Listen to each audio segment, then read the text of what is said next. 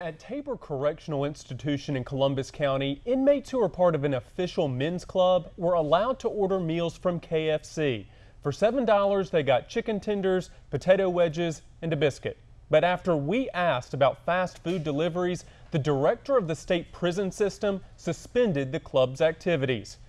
Our cameras were rolling outside the KFC in Whiteville last month as prison employees loaded big boxes of chicken meals into an unmarked cargo van with state tags.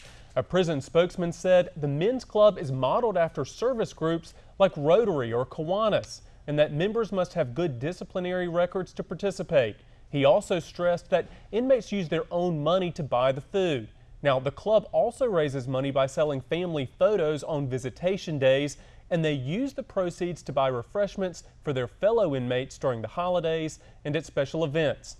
The spokesman wouldn't go on camera but sent a statement saying the Division of Prisons is surveying the activities of all service clubs across the prison system and developing more specific governing policies for these clubs to ensure that they're operating consistently and are providing true rehabilitative benefits.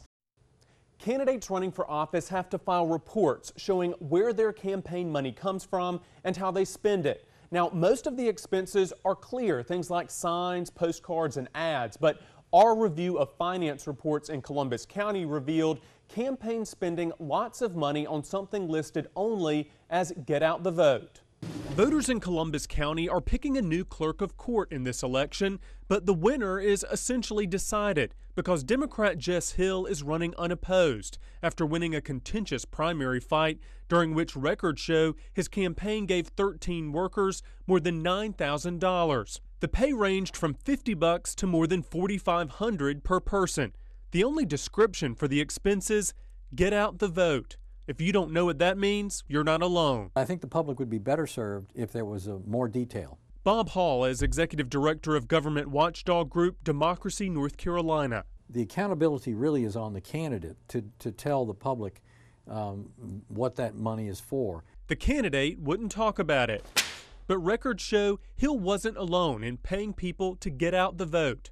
We found that most of his workers received money from previous campaigns, including Senator R.C. Soules, Representative Dewey Hill, and Representative Ken Waddell. I had kind of mixed emotions about coming on and talking about it, but I think it's important that we really have a conversation about it. Waddell says get out the vote can mean a lot of things, including paying people to work at polling sites. It'd be nice if we could all get volunteers to go out there and actually work real hard and for the candidates, but that's not always the case. We tried calling people paid to get out the vote and even knocked on doors. No one would go on camera, but several say their responsibilities include registering voters and driving them to the polls. Bob Hall says there's nothing wrong with that, but he believes the campaign reports should include a better description of the expenses.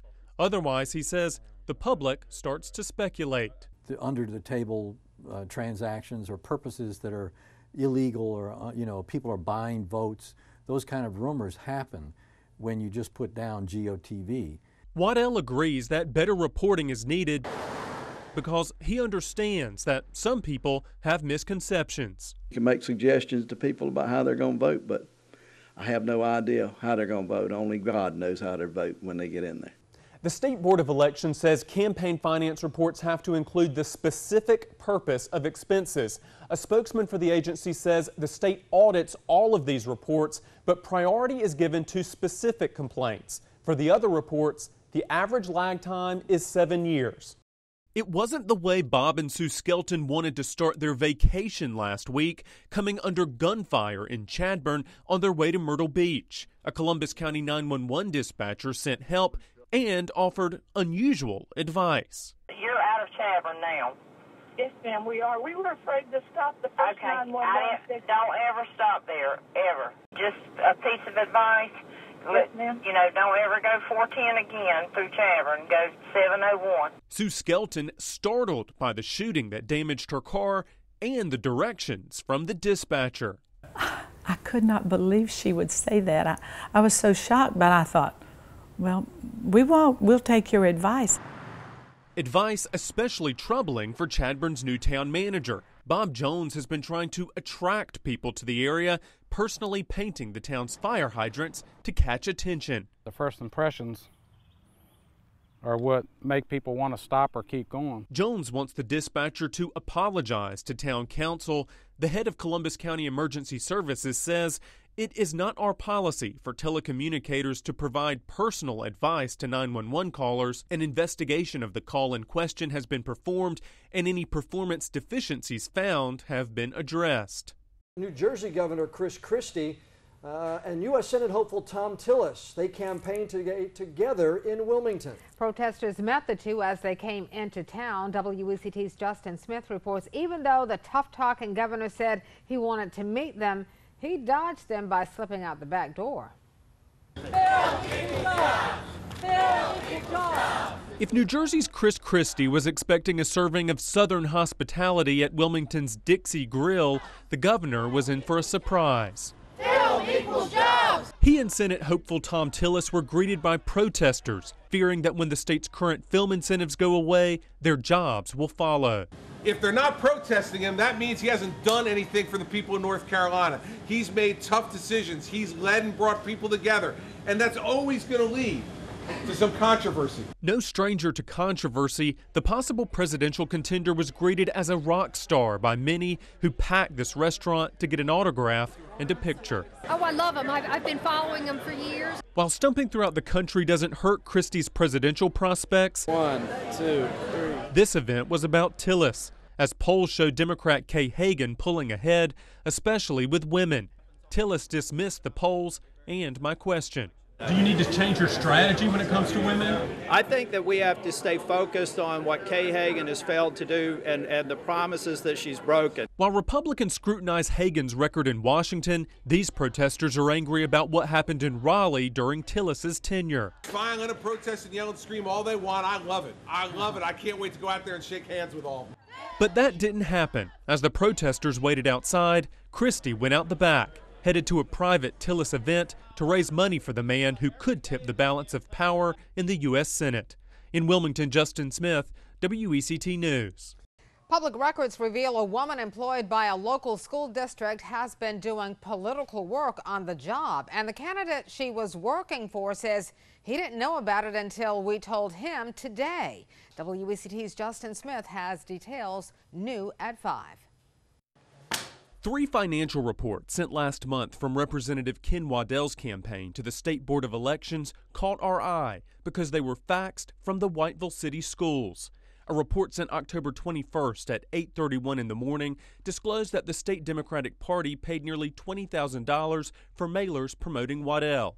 Documents faxed October 23rd and 24th also report political contributions to the lawmaker's campaign. Turns out Waddell's treasurer, Sharon Hayward, is an administrative assistant at the school district's central office. The representative said he had no idea she faxed the reports from work.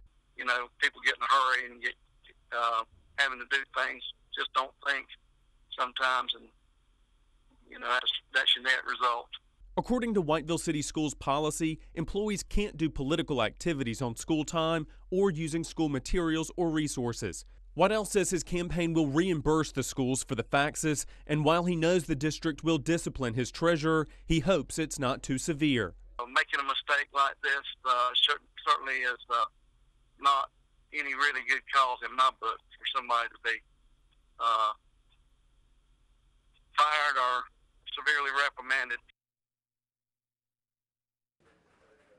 Now, we wanted to know if Hayward compiled those political reports during school time or if she used other school resources. Superintendent Charles Garland says the district is looking into the matter and treating it as a personnel issue. Reporting live in the newsroom, Justin Smith, WECT News. Good evening. Joseph Sledge spent nearly 40 years in prison for double murder. But tonight, he's no longer behind bars after a panel of judges ruled he did not commit the crimes. WECT's Justin Smith heard what was said in a hearing today in Columbus County. He's live with more on what set Sledge free. Justin?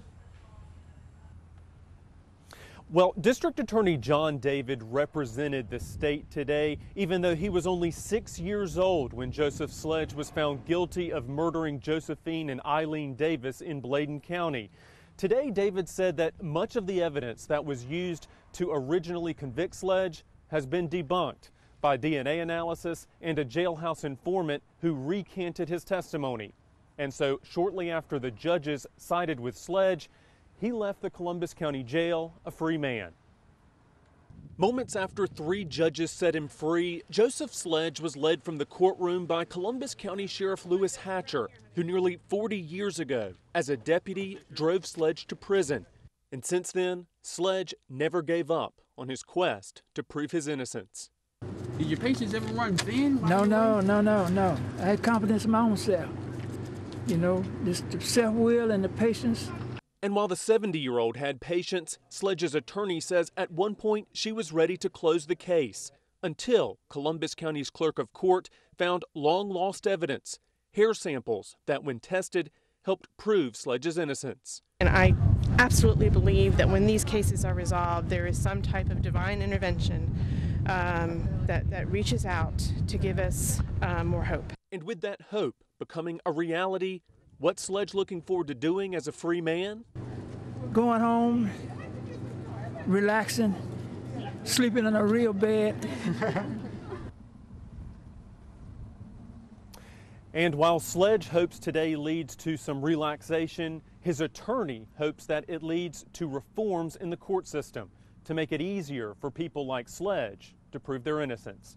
In Columbus County, Justin Smith, WECT News. We did some digging and learned something new about a railroad project in Columbus County. We first reported yesterday that commissioners agreed to pay a company nearly $2 million to restart the railroad. WECT's Justin Smith found documents reveal one of those commissioners plans to be a big customer of the railroad. All those in favor say aye. Aye. All those opposed, ayes have it, motion carried.